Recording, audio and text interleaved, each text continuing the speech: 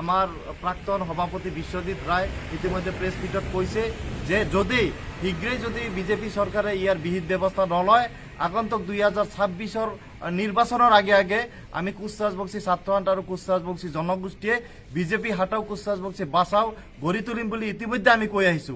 কিন্তু আমি দেখিবলৈ পাইছো যে বিজেপি সরকারে আমাক জনজাতিকরণ আর কমতাপুরের রাজ্যের ক্ষেত্রতে নহয়, কমতাপুর আর জনজাতিকরণটো এটা ডাঙর ইস্যু, কিন্তু সৰু ইস্যু।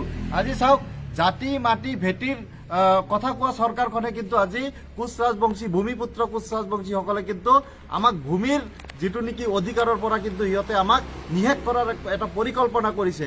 আপোনালোকে গম পাইছে যে মিশন বসুন্ধরার যেটো নেকি 3.0 বর্তমান আঁচনি লৈছে, সেই আঁচনিত কিন্তু কুচ রাজবংশীসকলে 3 প্ৰজন্মৰ নথি দি নিজৰ মালিকীয় স্বত্ব ল'ব লাগিব।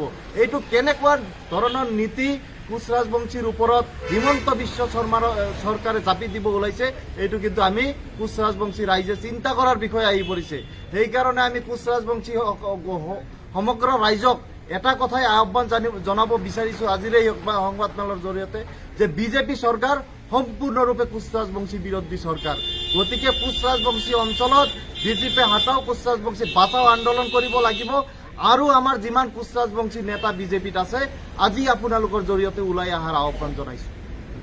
আমার আক্রাসুর বিভিন্ন গোট আর আমার প্রাক্তন সভাপতি বিশ্বজিৎ রায় ইতিমধ্যে প্রেস মিটত কৈছে যে যদি শীঘ্রেই যদি বিজেপি সরকারে ইয়ার বিহিত ব্যবস্থা নলয় আগন্তুক 2026 নির্বাচনের আগে আগে আমি কুচ রাজবংশী ছাত্রহান্ট আর কুচ রাজবংশী জনগোষ্ঠীয়ে বিজেপি হাটাও কুচ রাজবংশী বাঁচাও গড়ি তুলিম বলে ইতিমধ্যে আমি কৈ আহিছো।